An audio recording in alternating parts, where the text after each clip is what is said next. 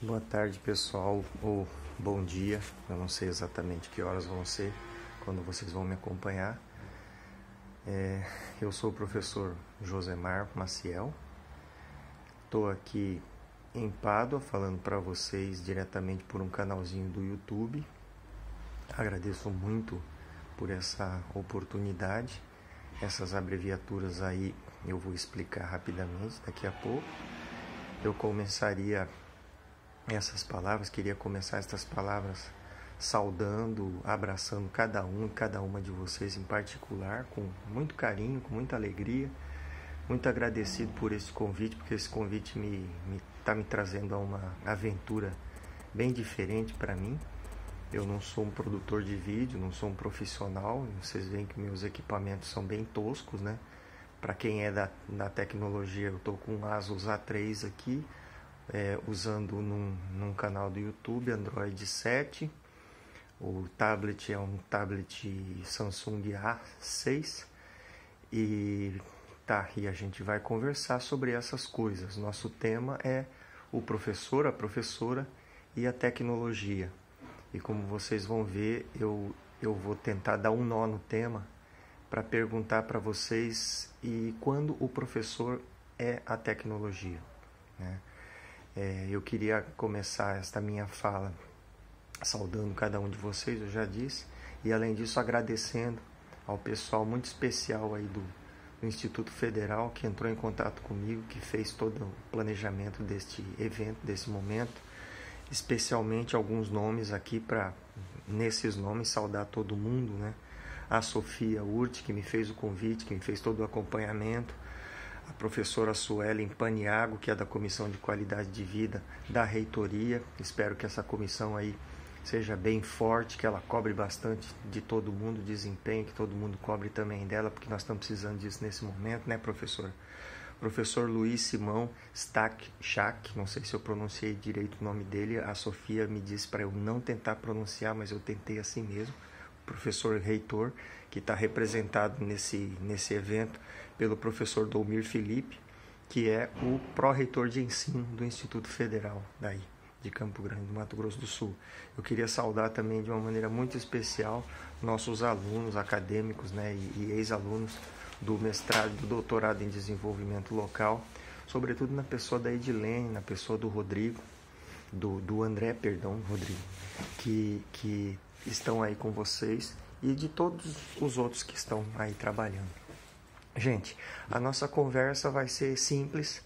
Eu vou falar com vocês, não como quem está dando uma palestra, mas como quem tá passando algumas ideias, quem está trocando algumas experiências.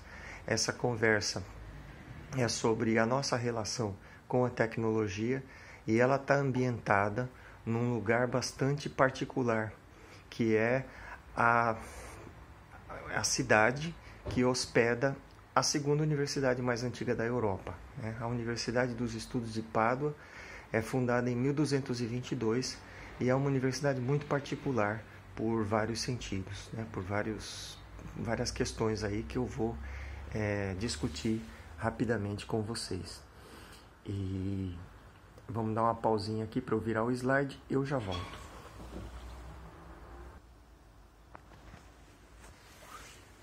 Vocês estão vendo aí que nós é pobrinho, mas nós é chique, né? Eu queria começar falando, não sei se dá para ver bem. Tá. Falando sobre esses 3 pontinhos aqui. O primeiro é este. Puxa, por que nós estamos falando sobre tecnologia numa cidade que hospeda uma universidade que foi fundada em 1222. 1222 não é para qualquer um, né? Dizem eles aqui que é a segunda universidade mais antiga da Europa. Eu deixo essa controvérsia para os historiadores e para as historiadoras. Mas eu tenho um fato histórico para vocês que é muito importante e que vai ser central na minha fala. É a primeira universidade do mundo, talvez, que foi fundada de baixo para cima. Ela não foi fundada de cima para baixo, ou seja, não por uma ordem religiosa, não por um corpo de professores, de docentes. Ela foi fundada por um grupo de alunos e alunas que estavam revoltados com a forma como as aulas eram dadas na Universidade de Bolonha. Desceram um caminho, desceram os Alpes e vieram parar aqui numa planície, a Planície da Liberdade Patavina, a região aqui do Vêneto, né? Eles chamaram de lugar da liberdade, Planície da Liberdade, e a universidade se chama Universidade da Liberdade Patavina, Universidade da Liberdade dos Estudos de Pádua. Universidade significa Universitas Studiorum. Quem quiser pode chegar, pode estudar e pode se manifestar livremente. Por que esta escolha, né? Vocês, quando me escolheram, talvez a gente mesmo não tivesse nem consciência plena disso. O que é que vem daqui? Na história da tecnologia, na história da ciência ocidental. Não sei se esses nomes aqui são claros para vocês, né? A Universidade de Pádua, se você quiser, acessa aí o nosso site, www.unipd.it, nosso site, porque todo mundo que dá aula aqui se sente como se fosse da universidade, tá? Eu sou um brasileiro que acha que se sente em casa aqui, tá? www.unipd.it, né? E a chamada dessa universidade é muito legal. Produzindo ciência há 8 séculos. Produzindo ciência há 8 séculos. As duas chamadas mais legais que eu conheço de universidades europeias são essa aqui e da Universidade de Heidelberg. A Universidade de Heidelberg é um pouco mais nova que essa aqui. É de 1360 e alguma coisa. E a chamada da universidade é: desde 1368, nós somos o futuro. Né? A Universidade de Pádua é 8 séculos produzindo ciência. Mas produzindo que ciência? Não é produzindo artigos publicados em revistas científicas, não é produzindo artefatos, não é brigando por patentes, é produzindo a ciência ocidental. Tá bom para você? Como tecnologia? Eu vou mostrar 3 nomes aqui. O primeiro nome é Dante Alighieri. Dante é uma das pessoas que passou por Pádua, ficou hospedado aqui um tempo, se não me engano morreu aqui, numa rua numa casa que é vizinha de uma grande livraria, Feltrinelli. E Dante é só um dos criadores da língua italiana, porque a Itália tem vários dialetos, né? E a língua oficial da Itália é o dialeto de Florença. E o dialeto de Florença ficou famoso, ficou muito empoderado a partir da Divina Comédia, que é uma obra importantíssima de Dante Alighieri. Para vocês terem uma ideia da importância estrutural de Dante, a estátua de Dante, entre outros lugares aqui, além de dar nome à rua, essas coisas todas, né, que acontecem, a estátua dele decora a entrada do prédio do Corpo de Bombeiros de Pádua.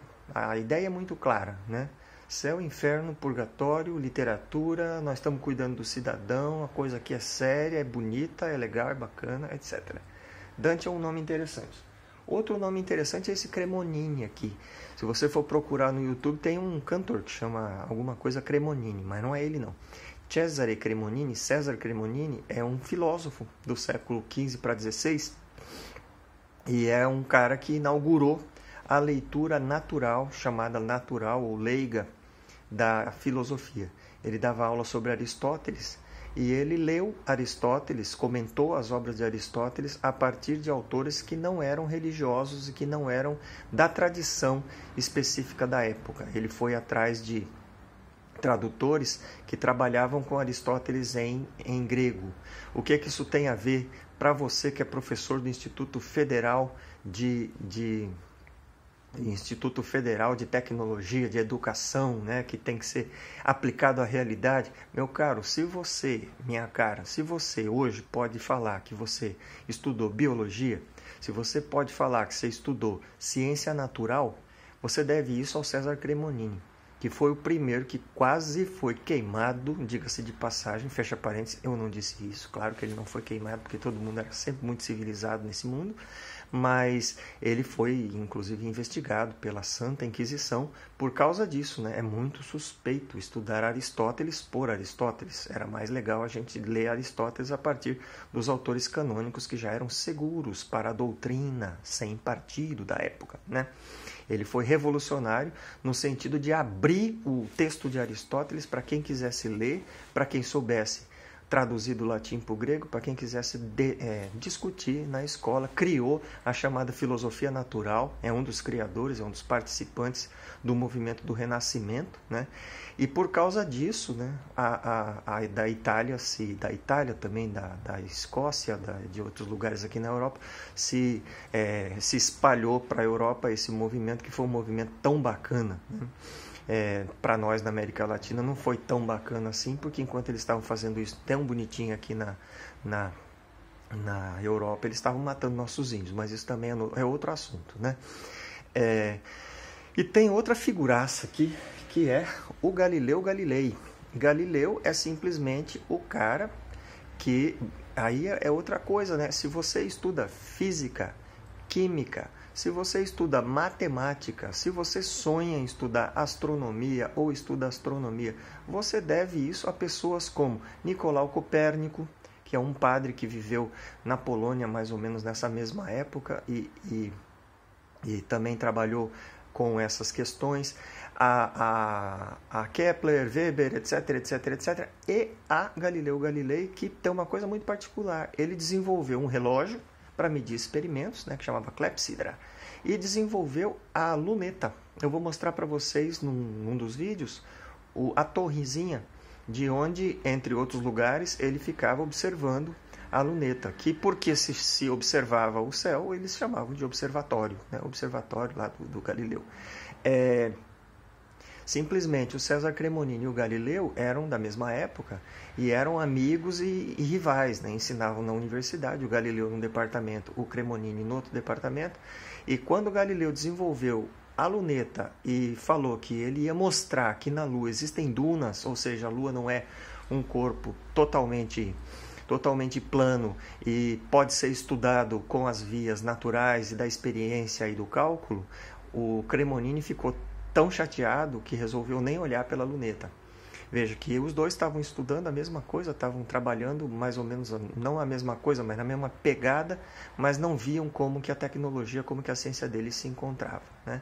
Então, minha gente, meu nome é Josemar, a gente vai falar um pouco sobre o professor e a tecnologia, e eu estou introduzindo o tema dizendo para vocês, eu estou na segunda universidade mais antiga da Europa, sim senhores, estou passando para vocês essas conferências, esses trabalhos, essas reflexões a partir da internet, pelo YouTube, por tecnologia de ligação. Eu tenho também o meu laboratóriozinho portátil ali, que é o meu pequeno ThinkPad, Say Hi ThinkPad. Ele está aqui, né? É outro monstrinho sagrado também, mas também tenho o papel, né, do qual eu vou falar para vocês um pouquinho também.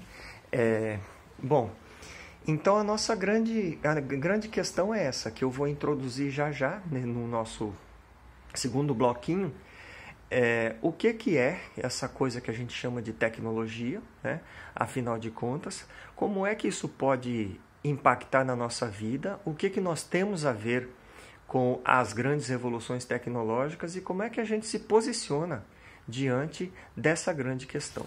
Muito bem, bem-vindo a essa conferência, bem-vindo a este bate-papo.